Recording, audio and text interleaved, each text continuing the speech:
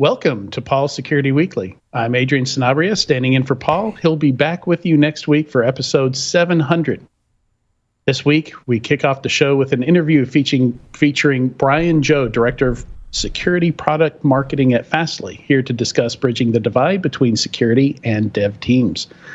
In the security news, Teamsters were hit by ransomware but didn't pay. A U.S. nuclear weapons contractor was hit by ransomware. Ransomware poll shows 80% of victims don't pay. Report says current MFA not good enough. Hackers use Slack to break into EA games.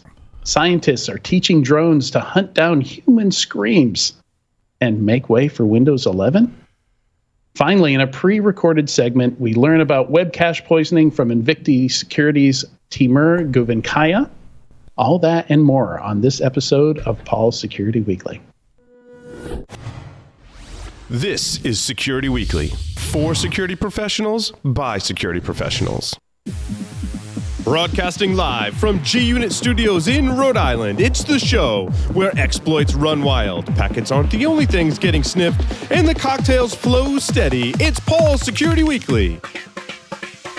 Keeping up with security issues across thousands of web assets without the right approach to web application security is a daunting task. Get ahead with web vulnerability scanning automation from NetSparker, a leader in dynamic and interactive application security testing known for its ease of use and accurate results. Detect a wide range of vulnerabilities in all legacy and modern web applications, address security bugs at scale by automating the confirmation process, automatically prioritize vulnerabilities, and assign actionable tickets to the right developers in their native workflows for rapid remediation. For more information on how to scale application security with ease, visit securityweekly.com/NetSparker. And welcome to the show.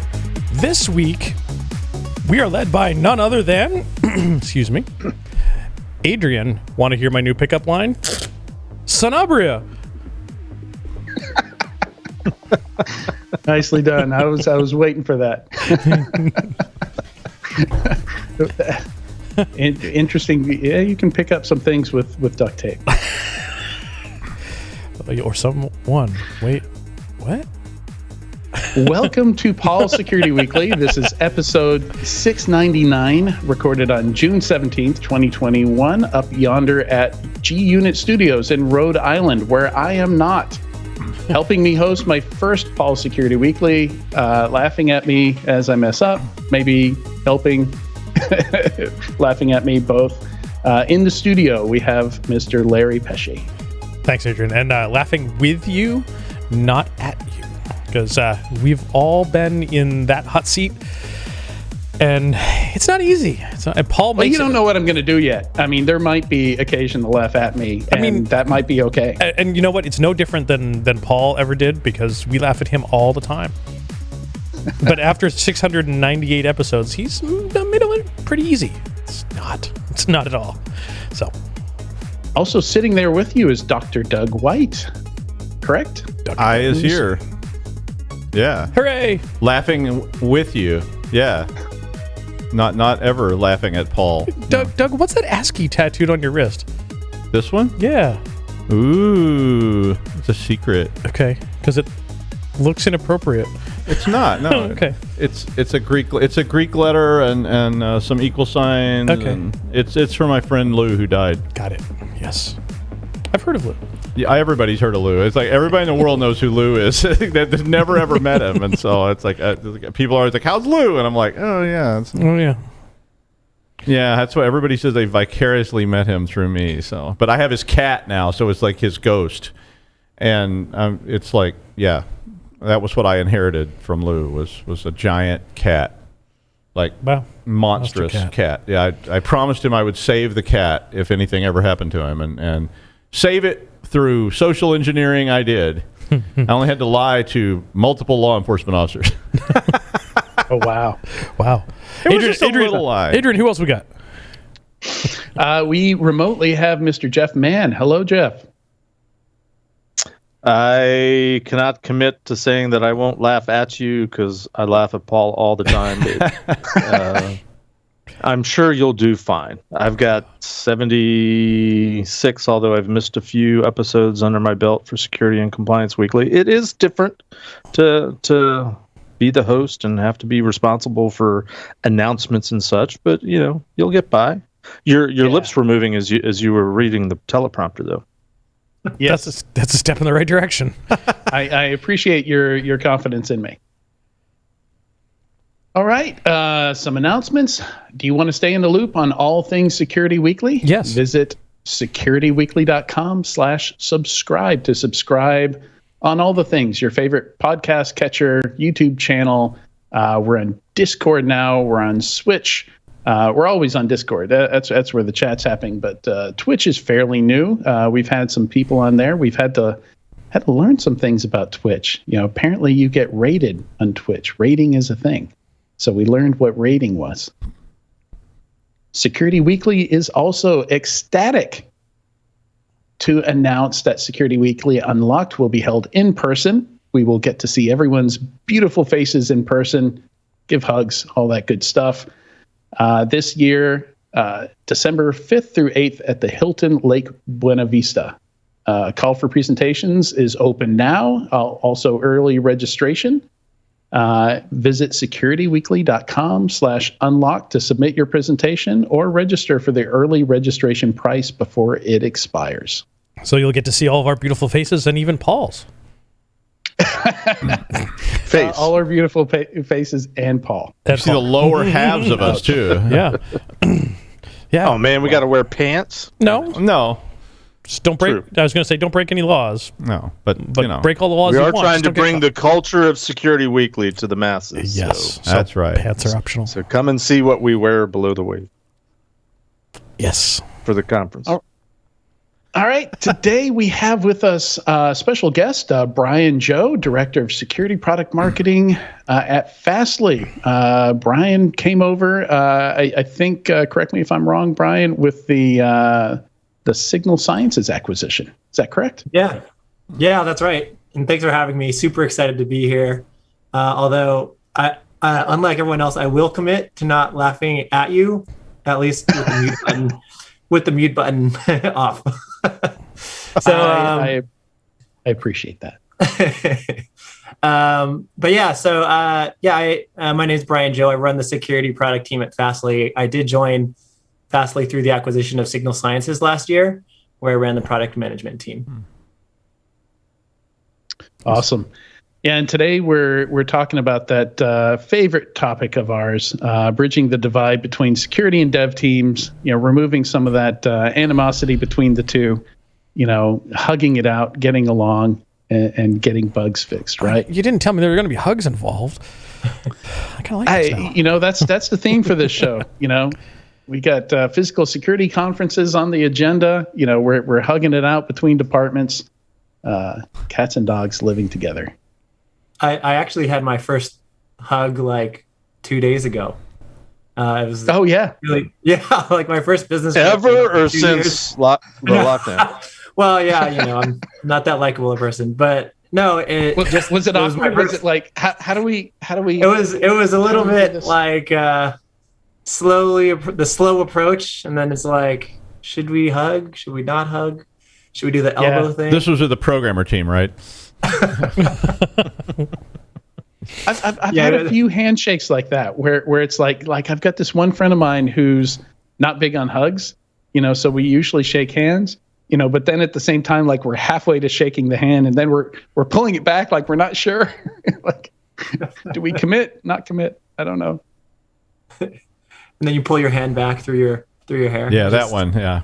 Like, oh yeah, no. Yeah, totally good. Too cool. Yeah. All right, Brian. So let's get started here. What's the current state of security right now when it comes to collaboration between? I kind of hate these terms now: DevOps and SecOps, and there's DevSecOps, and there's SecDevOps, and those are different things apparently when you put them in different orders. Help me out here. Yeah. Well, I think the hug analogy is quite apt. I think the state is very much like an awkward hug where there's sort of two parties who want to be together and have an idea of being together, but when they actually try to get together, there's a lot of practical realities that sort of get in the way, whether it's culture or skill set or background.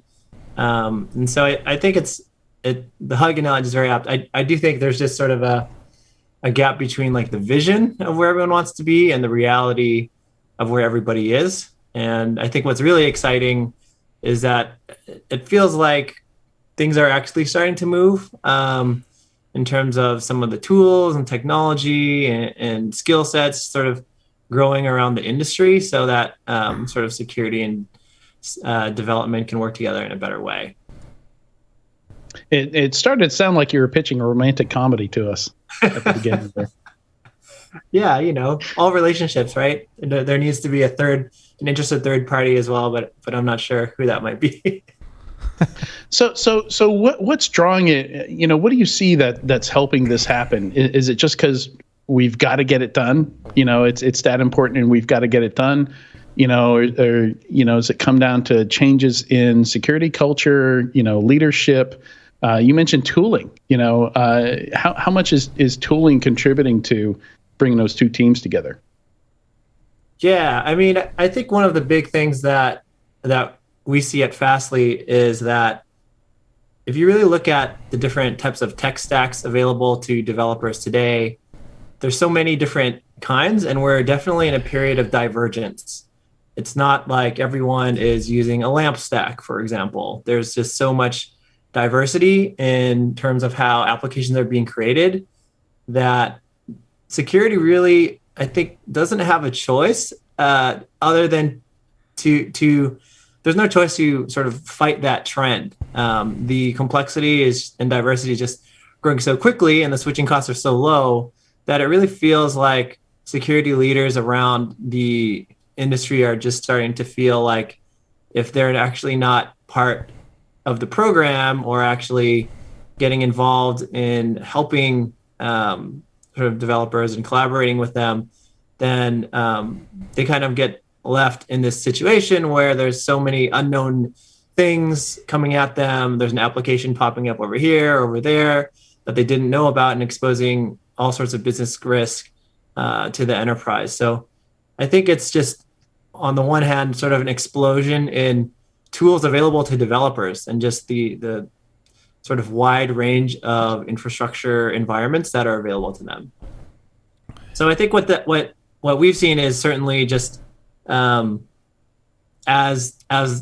security leaders start to really embrace that and understand, hey, we need to, instead of doing things like forcing all traffic through a choke point in the network where we can look at everything, and actually shift more towards hey, let's see if we can meet the development teams where they are and help them in the places that they want to be. Then I think that sort of lends itself to a certain type of tooling and technology, which I think is actually becoming more popular and ultimately makes both the development team able to ship products or features or capabilities faster, while at the same time also offering security leaders ways to protect their business from sort of multiple angles and attack surfaces. So curious of your stance on the should security know how to code? Should security folks, and does that help bridge that divide somewhat? If security folks actually have a dev background. I remember talking to my friend Ryan Huber when he was over at Slack, and I remember once him telling me it was easier for him to hire developers and teach them security than to hire security folks and try and convince them that, coding is useful and important. Yeah. I mean, that's an interesting question. I actually draw a lot of parallels. So I started my career as a network engineer, and I draw a lot of parallels to that, actually. So if you think back to a number of years ago when I was just getting started, the network engineering, the skill set was very different, right? It was things like MPLS and Sonnet and OC3s and Ethernet, sort of understanding. Ethernet was kind of new, but just like really understanding how all of that technology worked, setting it up, configuring it, was a whole discipline, and people would get different types of certifications, like Cisco certifications or Juniper as an example. Yeah, and that was really like a whole field. And if you fast forward to today, I think if you look at sort of network engineering jobs, they've really changed a bit. I think just a lot of the automation and cloud sort of macro trends have really made the role quite different than it used to be. And sort of having the skill set of like I've seen a number of network engineering roles where you need to know things like Python or know how to write code yourself. And that's just sort of part of being a network engineer now. And I think this not exactly the same thing, but I think similar things are happening in security where there's certain aspects of the role you sort of just need to have some basic ability to like script things or program a little bit, just because the complexity of the infrastructure is so large that you have to do a lot of little things all over the place. And it, unless you have sort of that technical capability, it's very challenging. But at the same time, I also think, there's a number of tools out there that are sort of making it easier for security folks. Like, I personally believe, like, at the end of the day, security people don't really want to code. Like, they kind of look at it like a tool in the tool bag to accomplish the job that they need to do, which is protect their business from risk. And if they need to write code in order to do that, technically, or if they need to write code to do that socially, like as a way to communicate or effectively collaborate with the development team, I think that's sort of how the folks I've talked to at least view it. But when, for example, we at Fastly give our security users a choice between, hey, would you like to write a bunch of Terraform or a bunch of Python scripts in order to set a security policy? Or would you rather just click a few buttons in this console? What we find is actually the preference is more towards having a really clean, defined, easy to use experience so that they can focus more on managing risk rather than actually writing software. Yeah, I think about roughly 50% of the code that I've written in security roles has been, to pull practical jokes on my coworkers. And then the other 50% is, usually writing a parser for a SIM or, automating lots of automation. It's a very, when we say coding, people, I don't want to learn Java or PHP or something like that. But that's not what you're doing. You're automating things, you're stitching together APIs, you're automating the part of your job that sucks, right? Yeah, and I bet, the 50% you mentioned, you've probably done the same thing many times. I'm sure you've written many parsers for many SIMs, and it's just kind of a bit of a repetitive task, even though it is, sort of a coding kind of function. Yeah, a lot of security tools. Unfortunately, there's I call it the customization tax. Like, the vendor can only make so much. They can, the last mile is you. You got to make it work in your environment with your stuff. And yeah, they're not going to support, your ancient whatever 6,000, that nobody's ever heard of, and puts out logs in, some kind of weird format. You're going to have to write a parser for that thing or your own internal apps and things like that. Yeah.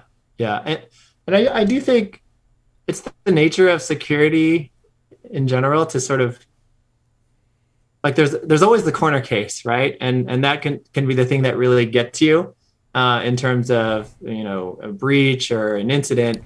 And so I think there's sort of this juxtaposition between what it takes to be really good at security, like finding the weakest link in the chain and exploiting it, versus almost like what it means to be like a really good, in my case, like a product manager, right? Where I'm actually kind of trying to focus more on the 80 part, like the most common and frequent tasks that need to be done or jobs that need to be done, and actually worry kind of about the corner cases later.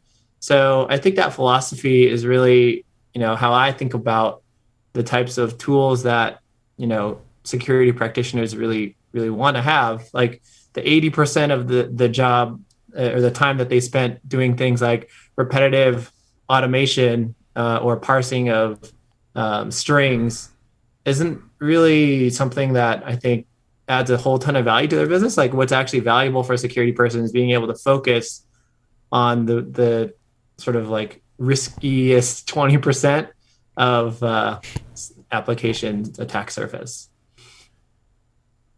But isn't what you're? I'm going to interrupt, Adrian. Isn't what you're talking about though part of the problem? I mean, this sort of like, I mean, I've worn all these hats. So I've been a developer, I've been a network administrator, I've been a security professional. So part of this thing about I don't need to know how your job works is where the silos kind of come from, because the security people are like, we're just trying to do our job, and the programmers are like, look, everything you do keeps me from doing my job. And you know, because they don't really understand what the other side is doing or why it's important. And that, I mean, that's why I've always, at least academically, we always try to blend these things together. I don't think a security administrator needs to be an expert programmer. They don't need to be able to write, you know, a video game. But they ought to at least understand how programming works and what application developers are trying to do. And likewise, application people need to understand what the security people are trying to accomplish, or they just work in these vacuums. So then you've got the security shop, and they sit over there and they write up stuff, and then you got the programming shop, and they write up stuff, and then they have a meeting, you know, about Q3 and go, here's what we got. And the security people go, yeah, it sucks. Do it a different way. And then everybody goes back to their offices. And so, I mean, I think that there's some overlap that needs to start being pushed into this model if you want to get rid of those silos. I need to get Adrian to write, you know, a little more code, and I need the programmers to write, you know, understand the security protocol a little better.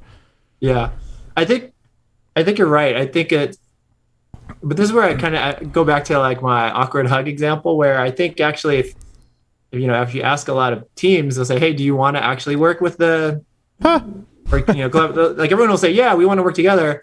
But when it kind of comes to like, how do we do that? Or what do we talk about? It's tough, because there's actually no common or few sort of common like projects or, you know, tasks that they can do together, or insights or data. So I think one of the things that some of our customers at Fastly have found really valuable is actually when security, like some of our security users actually show up to the dev team meetings, and actually it's not just with like lists of requirements or things that they need to fix, but actually things that are useful to them that actually help them build their applications better or faster or more reliably, as opposed to just kind of like, you know, remove these vulnerabilities and reduce the risk. So, and for example, that's the awkward hug. I mean, you need to get past the awkward hug. You need to get into the full-on makeout session, because I mean, if you don't, I mean, you're never gonna embrace each other fully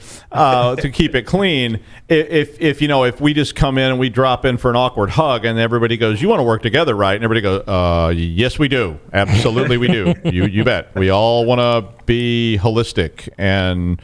Yeah, and then they head back down to the other end of the building to get away from the programmers, and the programmers are like, thank God those guys are gone. Like those awkward press conferences with the basketball team where clearly two players don't want to work together, you know, but they're on the same team. Or the two politicians that have to shake hands after the debate where they were calling each other names for 3 hours. Because, I mean, that's the way this stuff feels. I've been in those meetings before where you're going, we have a few problems with your code, and the programmers are just like, you die now. You know, I mean, it's just like, you know, don't even start, because we're marketing promised that we would be early release on Friday morning at 6 a.m. And you're like, yeah, you're months from that. Yeah, I'm sorry. There's too many holes here.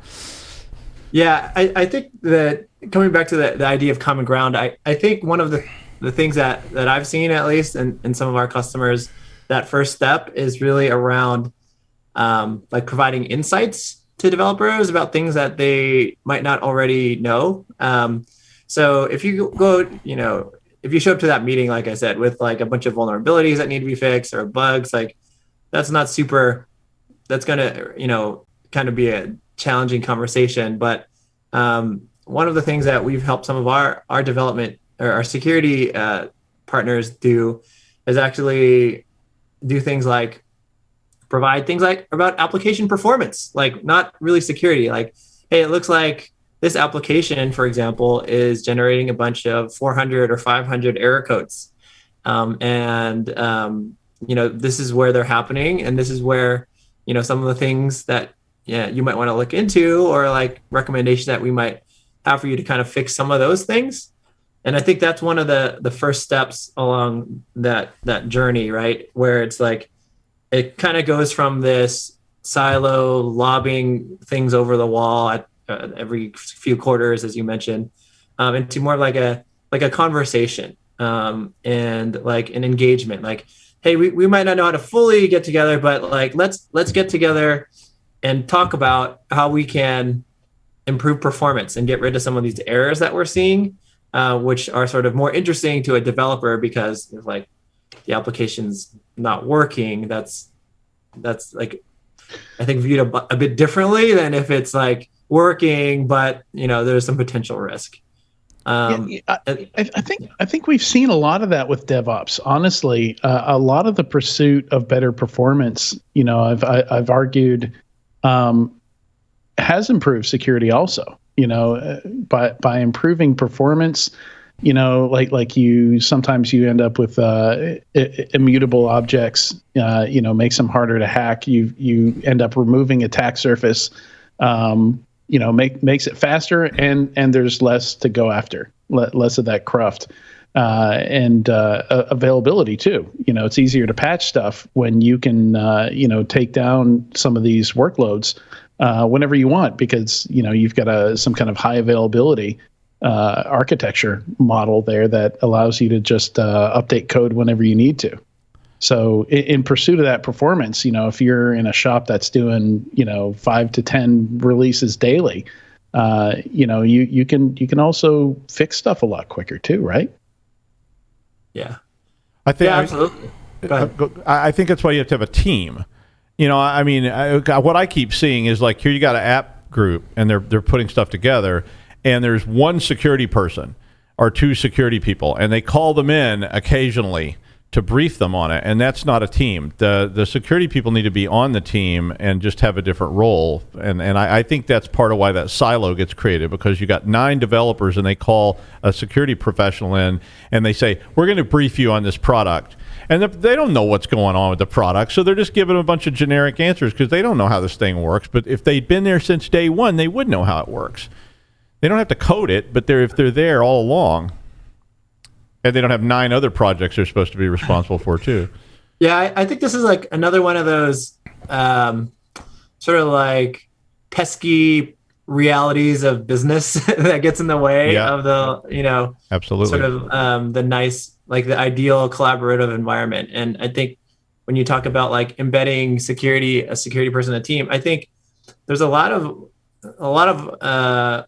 customers that I talk to who like the security function, for example, is really small or is just getting started, or other cases might be like the tech stack is actually really old, right? And so it's kind of like hard to overlay like newer types of tools, and or there's like other cases there might be like a really long legacy of applications that were written in the past and are no longer maintained.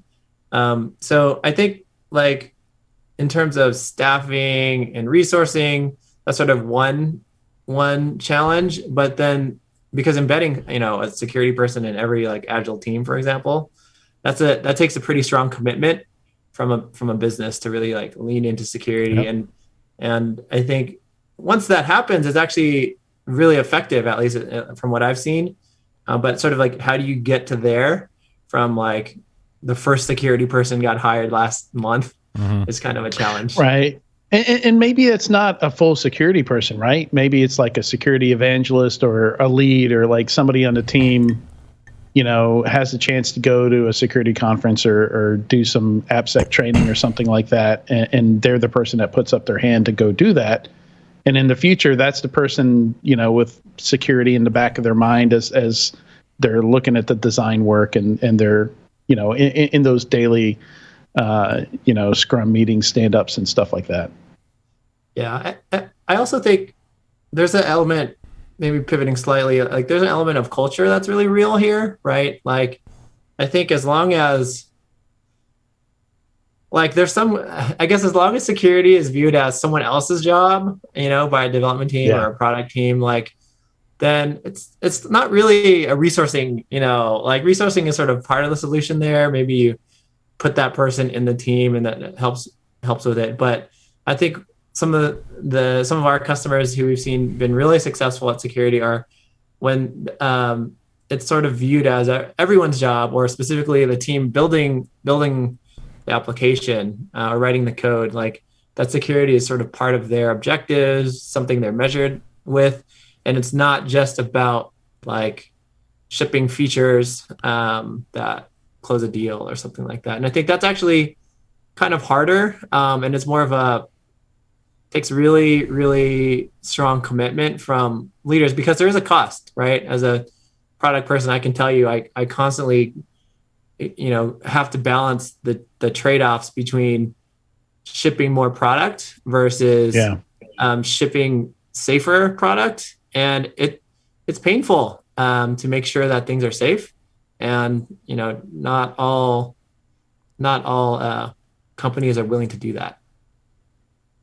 Yeah, right. Like if you're going to ask for better security, but keep the deadlines the same, it's not really fair, is it? I mean, well, they do the same thing with budget. I mean, I've seen that a whole bunch of times where they tell a team, you're now responsible for security.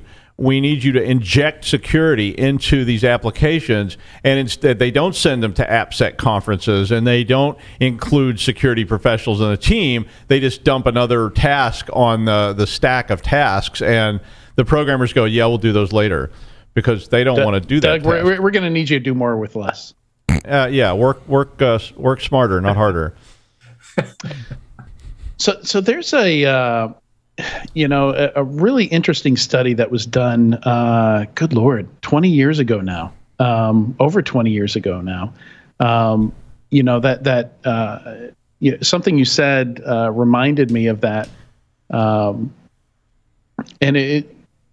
Brian, earlier about who owns this, about security is somebody else's job. So this woman, Elizabeth Hendrickson, what was her name? Hendrickson. Elizabeth Hendrickson did this study called Better Testing, Worse Quality, and she found that when introducing, and this is all focused on QA, it's not actually security related, but I think there's a parallel here where she found when they put in QA folks, it kind of sent this signal that quality is now somebody else's problem, and the quality of code actually went down, and it slowed everything down, because then you had to kick it over to QA. QA would find bugs, they kick it back, and you had this back and forth going. And the way she found that they had to fix that was they had to make it clear that quality was still something the developers needed to worry about and were personally responsible for, and they still had to hit deadlines. They did have to give them extra time to be able to do both, good quality code within this time frame.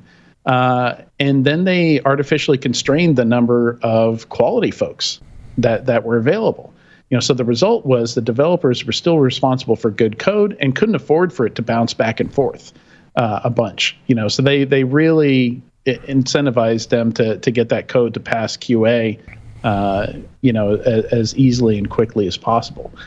So I thought that was a really interesting study that could apply to security also from 20 years ago. Yeah, well, I want to ask Brian, since you are a product person. So, I mean, do you think that part of this is about responsibility? What Adrian just said has kind of piqued my interest. I mean, I've often said that too, that part of it's about responsibility. If you're willing to ship bad code, which people are, I mean, because we patch. That became a model. So if no one's willing to take responsibility, it won't get fixed, right? I mean, it just becomes lip service. So do you think that responsibility may be the answer to this, that you need to ship better code or somebody's going to pay? Yeah, I think responsibility is certainly a very important aspect, but I think security is one of those things where, like, if the application gets, like, if your business gets breached, like, whose fault was it, right? Like, which part of the application? It's actually it's a little harder in practice to kind of define like responsibility down to the individual level, particularly when it comes to security vulnerabilities. So, for example, if you have an application that was built by like 5 different teams, and then the pen tester finds a vulnerability somewhere, then which team does it actually go to? And what if actually multiple teams need to be involved? And so it actually, while the sort of it's developer responsibility development organization responsibility might actually be easy. Breaking it down into like which part of the development organization, like which application is tough.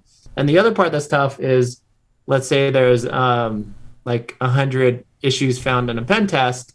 How do you know which one of those actually matters and is actually something that should be prioritized? And so I think one of the really key things to that is like kind of that translation layer between like all of the things that could possibly go wrong to all of the things that are currently going wrong and costing the business, and then down to like the part of the application that's actually malfunctioning or being breached or attacked or something. And so I think what's really important to really drive that culture of responsibility is actually really good visibility. Like security leaders have to be able to walk into the CTO office and say, hey, look, this is where the business is losing money right now. Like this is a problem and we need to get it, addressed. And also this part of the application is where the problem is. And we've got it down to this specific endpoint, for example, or the specific, API. So like, I think just having visibility is really important to drive that culture of responsibility and shared responsibility. Otherwise, it just kind of becomes like a meta version of throwing requirements at people, except instead of requirements, it's sort of like throwing blame at people when something goes wrong. I was thinking more about a higher level of responsibility, like the organizational level of responsibility, not blaming. Yeah. I think if you start blaming people, then nobody will ever come forward. Everybody's just going to keep their head down and code. Yeah.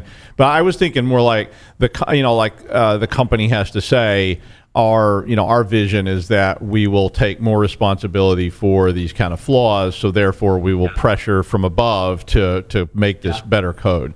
I think as a product person, so one of the things that, is a pretty common practice in product management is like, let's say you have 100% of your time, like the team's time, that you have to kind of figure out like, where should they be spending it? We be spending like 50% on new features and 20% on remediating security issues, or is it should be 50-50 or 60-40? So in practice, it's like, there's always more things that you want to do on both sides. There's always more bugs and security vulnerabilities than you have time to get fixed. And there's always more features that you want to ship than you have time to build. And so I think that most product leaders actually kind of take almost like an allocation approach, like a portfolio. They'll say, okay, well, we'll say 30% of our time is going to be spent on like quality or reliability or security. And I think regardless of the push from or the buy-in from the leaders, like there's not really ever a point where you can get to like 100% of like the time needs to be spent on security, because you don't really know actually, like if there's 100 vulnerabilities, but like none of them are being, some of them are like really hard to find, or none of them are actually being, used or attacked, then it sort of makes it hard to determine how much of that you want to invest. So I think what's really important is just getting visibility to leaders in the organization so that they really understand like, where's the risk happening? Where are the attacks happening? What's the impact to my business? And then allowing them to kind of take the same mindset that like a product leader would take. Is like, okay, I'm going to invest X percentage of my resources in making our security better. But it is tough. Mm-hmm. Very.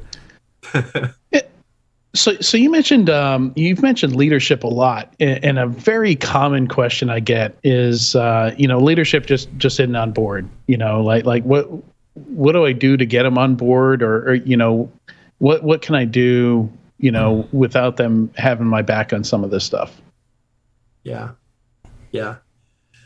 And I think I know the answer, but I just want to see what your answer is. Yeah, I think it depends. Like, so I've worked in Fortune 10 companies, and I've worked in startups. And I think the term leadership kind of has different meanings at different size organizations, right? And smaller organizations, leadership is usually really tightly attuned to like what the products are and how they work, and the actual risk, and also tightly attuned to things like staffing levels and headcount budgets. But then at larger organizations, sometimes that sort of gets diffused, right? So by the time you get to like the top person or a really senior person, they're so far removed from the pain that it makes it hard for them to understand the actual impact. So I think what's really maybe you already know, guess what I'm going to say, but I think make them feel pain. I'm making some notes here. Pain, yeah, pain is pain. I would just say make them aware of what's going on, right? And I think that's where, like, at least in a vendor working at a vendor for me, we sort of have to think about two types of use cases. So there's sort of the use case for the practitioner in the trenches, right? Where I'm under attack. I need to figure out what's going on as quickly as possible and sift through tons of information and find the needle in the haystack, right? And that's a very, very specialized sort of use case and flow and set of data and visualizations that is needed. And so that's something an experience I have to build into the products I work on. But on the other end, there's sort of, the workflow of, I'm a security person and I'm under-resourced. I need more help. I need to get more staffing. I need more budget. I have to be able to take something to my boss and convince them that there's a problem. And I think if you kind of have the same like level of detail, and you try to take it to a senior leader in your organization, particularly if it's a larger organization, it might be harder for them to really understand how painful is it for you or where is the pain. And so having really sort of having the ability to aggregate and simplify and cut data quickly and easily into things that are relevant for specific leaders is really important. So for example, if you're in a multinational, right, you probably want to be able to talk to your leader of North America and explain to them the risk and the pain that they're feeling. And then also maybe the leader in Asia Pac. And so I think just being able to slice data into ways that are more actually business impact focused as opposed to just security and vulnerability focused is actually just as important in terms of like practically changing the culture. Yeah, and I think it's a solid recommendation. My only concern there is the justification that you have to do, the data that you have to pull, and somehow distill to a PowerPoint slide can be another job in itself, right? Yeah, no, that's true. It's actually funny. Like we've had some customers. So a lot of that for us is like baked into the product.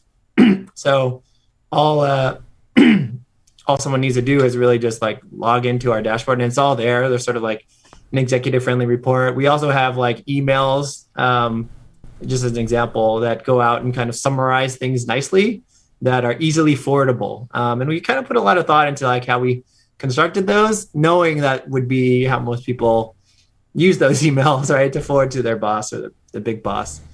But I think the way that, we think about that, the job to be done, you mentioned of like taking data, simplifying it, putting it into a PowerPoint slide. We think about that the same way we think about like a user who's actually trying to solve, a security incident in progress. And we just try to take as much of the friction out of that as possible because we kind of feel like you need to do both if you actually want to change the culture and really drive that like move towards like the true collaborative bear hug culture that I think we all want to get to. Yeah, where there's no more hesitation when that hug, when you go in for it, it's just lost. Yeah. This hug analogy is really going pretty far. Yeah, we're juicing it for all it's worth. You want it to kind of edge over into harassment, right? I mean, it's just like it needs to supersede friendliness. Did somebody say harassment? I feel like I should jump in. I have to be honest. I'm struggling with this discussion because coming from the PCI world, here it comes. where I know there's issues, But all of my customers have to follow pretty rigid requirements found in the PCI standard in terms of following a secure software development lifecycle, making sure all their developers have secure coding training, doing code reviews. If it's a web-facing application, they have to protect it either with a WAF or doing periodic security testing. I know developers grumble. I know the developers I deal with aren't always up to speed, but most of my experiences are they're trying their best, if not to write secure code, at least to make me go away. But the end result is they're producing secure code. So I guess in the form of a question, have you had any sort of positive experiences with companies that are, for whatever reason, maybe it's PCI compliance or some other compliance standard, are doing more and doing some of the right things? Well, I mean, so as a WAF, we're one of the things that are needed to achieve PCI compliance. So I think we're familiar with. We do have customers that kind of have a more, I would say, like compliance-driven approach to things, and I think that's it can improve things in a lot of ways because it kind of sets this baseline, right, of like minimum competency or minimum allowable failure in an organization, and I think that's healthy. It's like a really important safeguard to have, particularly in regulated industries where any mistake is extremely costly. But I think a lot of the customers who come to us are kind of the ones who are more like tech forward, right? And they're sort of really embracing newer technologies like service mesh, Kubernetes, containers, serverless. And so I think with that, the sort of emerging types of technologies, it feels a little bit like maybe the compliance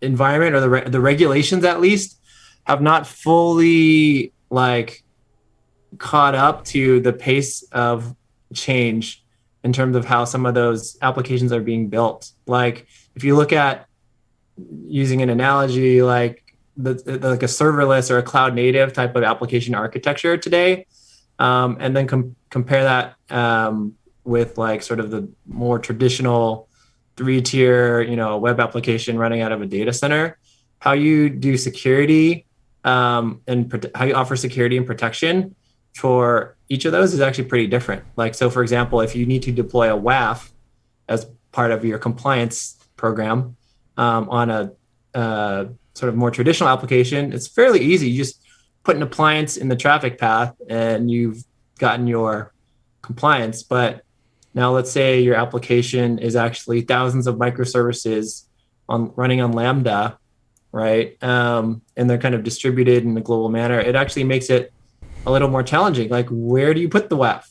Do you actually now need to have thousands of tiny WAFs everywhere? And how do you manage that? So it's one of those things where like sort of the need for compliance is actually forcing a lot of our customers to ask those questions. Like, if I've got a really complex cloud native microservices or serverless type application profile, where do I put the WAF and how do I manage it? Because I know I need to have one because of compliance. So I think it's kind of like this good, maybe compliance is the stick that forces people towards sort of the carrot of newer and better technologies and kind of gets them out of their comfort zone. I like the PCI guys to be there because then they like me better. The PCI people are never. People haven't. The PCI people haven't met me yet, though. Well, they're never going to get any hush. I'm the most likable person in PCI. Well, yeah, I know. That says a lot. That's Jeff. saying something, yeah. It's like, so once a PCI people leave, sure. I can come in and go, if you don't want those guys back, you better listen to what I got to say. Because otherwise they're coming back, and this time they want hugs. I mean, big drooly hugs, like PCI compliant hugs. Don't worry, Jeff. I still love you. It's okay. Well, to comment on what Brian was saying, I agree to some extent that PCI specifically is challenging in new technology environments because the standard response doesn't work anymore. But PCI as a standard is more or less written in such a way that and has survived for going on 17 years now, by focusing on a security requirement or a security goal. And there's certainly the way you meet those goals and meet the requirements are changing with new technologies, but it largely the objective of the requirement hasn't changed and won't change and doesn't change because it's reflecting sort of security fundamentals or basics. So and that's where a good QSA comes in, right? Someone that's smart enough to interpret, to not take every requirement so literally that, it's impossible to implement. Yep. Oh, absolutely. And frankly, more and more of my customers are doing more and more in cloud environments, containerized, virtualized environments where the standard pat answer doesn't work anymore. But that doesn't mean the requirement can't be met. It takes a little bit more creative writing on my side to write up the rock and some advisory time to point them in the right direction. But if you're a good QSA, you should be able to translate the goal or the spirit of the security requirement close enough to the language of the developers and whatever technologies they're using for them to have that little light bulb moment and say, oh, you mean this? Oh yeah, this is how it's done in this world. Yeah, and we can write it up accordingly. Something you said kind of reminded me of maybe another sort of practical challenge, which I know we've talked about resourcing within your company, we might not have enough budget to build a team, but I also think there's an industry-wide scarcity of people who really understand a lot of the new technology, right? Yeah. So people who really understand cloud native or Kubernetes or containers and just serverless and how a lot of the applications are built and scale. A lot of those people work, in a very small number of companies. Mm-hmm. And, right. When you're kind of working in not one of those companies and you're kind of a security person just trying to secure that kind of business, it's hard to find the talent that actually understands some of the, newer ways to do things just because of an industry-wide shortage. Well, I'll see that and I'll raise you that there's a lot of people in our industry that don't understand what the goal or the spirit of the PCI requirements are, which is disturbing because they're fundamental basic security requirements. But let me ask you something, from your perspective in the new world, the new technology, the concept of a secure development lifecycle, does that still exist? I mean, is there still a design phase, planning phase, coding phase, testing phase, implementation phase? Maybe that's happening all within an hour, but certainly those things still exist. An hour? Minutes? Yeah, we just did one just now. Yeah. So I think it definitely does, and I think it kind of goes back to culture, right? If you think about how software was built before, kind of the waterfall, it's very like you said, there's different phases. There's a life cycle. You plan, you design, you test, you build, and you ship. And I think for a a lot of people just think that sort of more agile methods is just like do that, except just do it a lot faster and do it more. Kind of like do more with less, right? So instead of doing that like once a year, do that like once a day, but do everything else the same. And actually, what happens is like it breaks down and you kind of burn people out. So there's kind of this fundamentally different way to think about like projects almost. Like it's actually, I think the best analogy that I've seen is like when you're building a car, right? Instead of building like the wheels and then the chassis and then the instrumentation and then the roof, and then at the end you have a car, it's actually more like building a car first by building a skateboard and then building a skateboard with a handle and then building like a quad and then building a car. So I think there's sort of a fundamental way, like to your point about like people who don't understand like compliance goals. I think it's easy sometimes to get caught up in the like, oh, this is a problem I've seen in my past. I'll pattern recognize it the same way I solved it before and try to do it the same way in this new environment. And that actually just doesn't really work. So all of this to say, like, yes, there is sort of a secure development methodology, but actually what it means is you have to have a lot better like scoping and scope management and prioritization. Like you have to be really good at that if you want to be able to like build software quickly and securely. And I think we gotta remember that like the first release of Kubernetes was around this time 7 years ago, I think, June 2014. So like the amount of time it takes PCI to go from one major revision to another, from 3.0 to 4.0 is the same as the entire time that Kubernetes has existed. So I mean, stuff is moving fast. So well, that's true. We got a shortage because it's like, That's true, Adrian, and the PCI Council just announced that version 4 is now slated to come out first quarter of next year. But I will guarantee you, and I'll bet anybody a nickel or a craft cocktail or a cigar, that there probably will not be language specific in the standard that speaks directly to and I'm not saying I agree with this, but that speaks directly to cloud computing, Kubernetes, containerization, virtualization, because they've kind of stuck to their guns over the years in sticking to the principles and expecting the people that have to follow it to know how to translate it, and hopefully with the help of a QSA.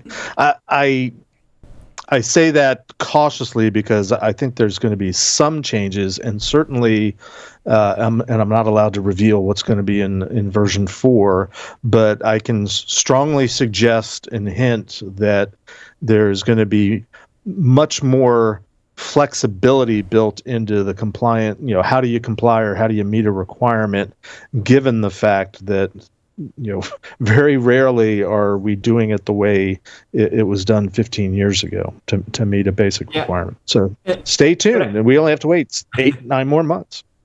I think something you said kind of reminded me of like focusing on the business requirement, right, rather than the implementation is actually really important.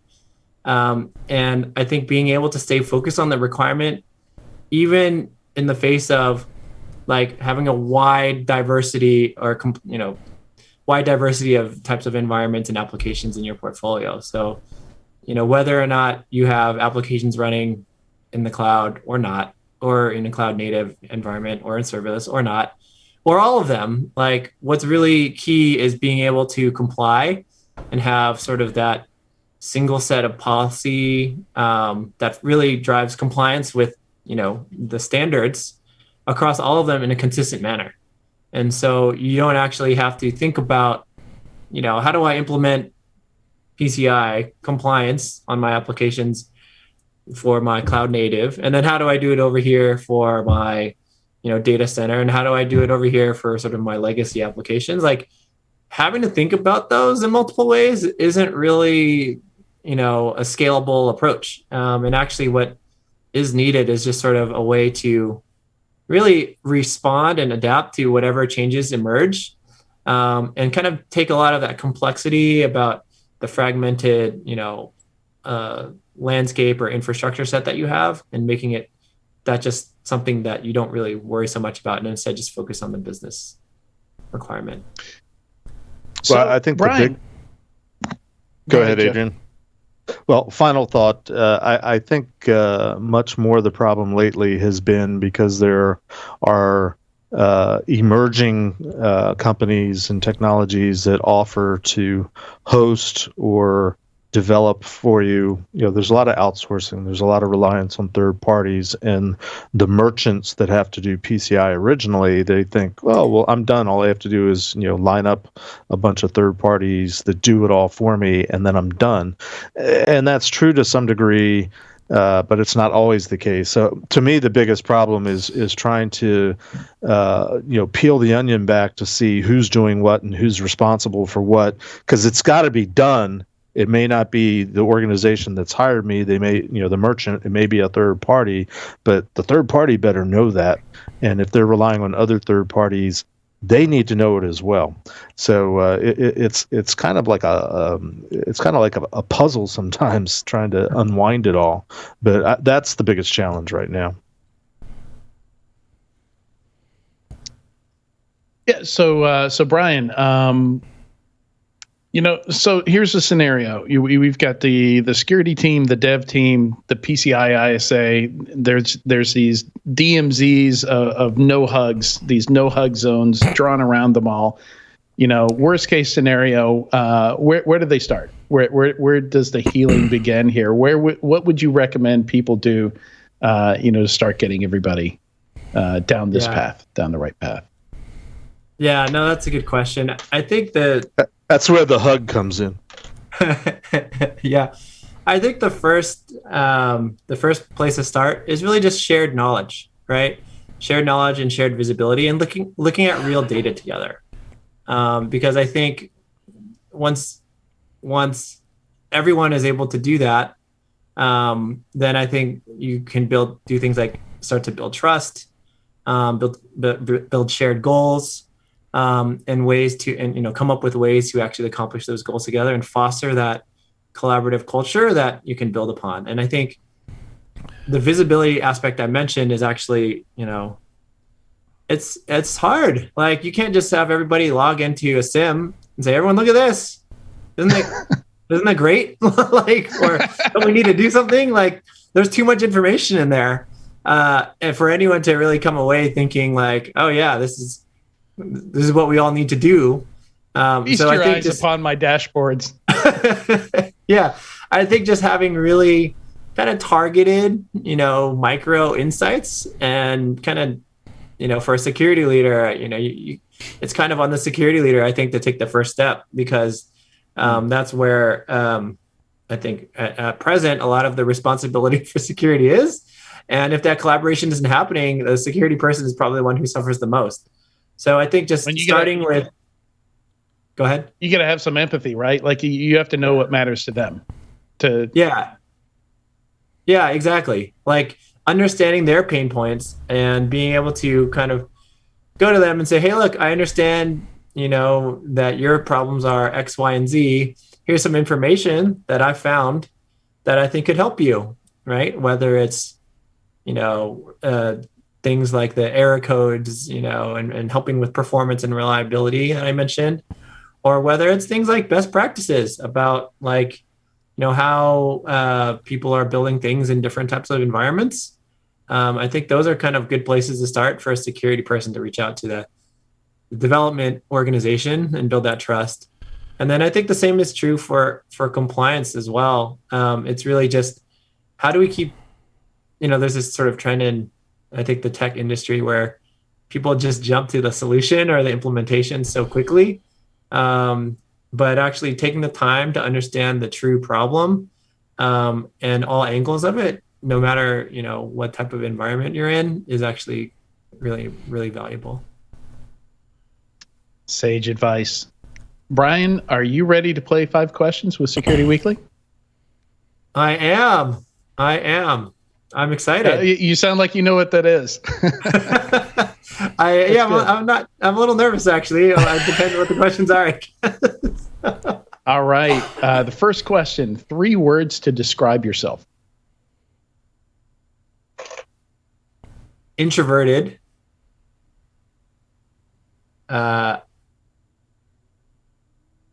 Thoughtful. Clearly. And easily excited. Excitable. Make it 3 words. Excitable. Yeah, excellent. If you were a serial killer, what would be your weapon of choice?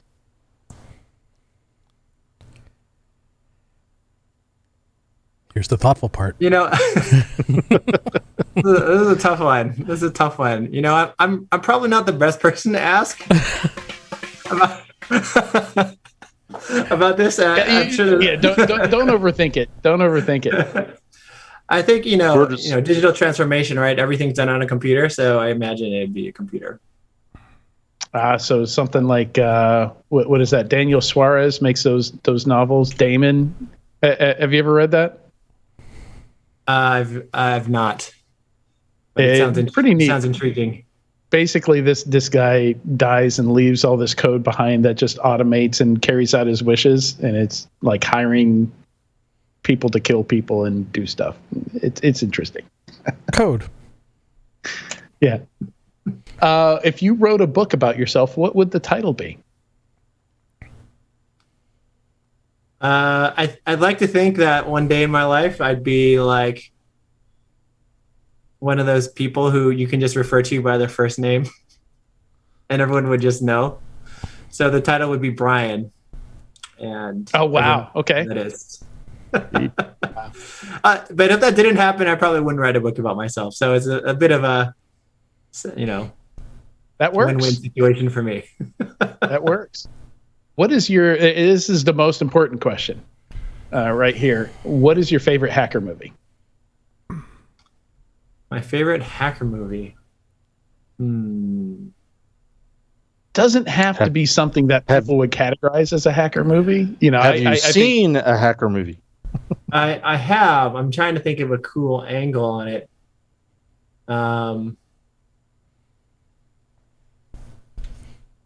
I feel like Ghost in the Shell is a good one. Yeah. I like that. Now, the original or the remake, the live action remake? I like the original more. Okay. Yep. Good answer. I just watched that with my kids for the first time. I've got some older teenagers, and it occurred to me, yeah, they're old enough now. They enjoyed it. They're big anime fans. All right, pick 2 celebrities to be your parents. This is the final question. Alive, dead, fictional, or otherwise?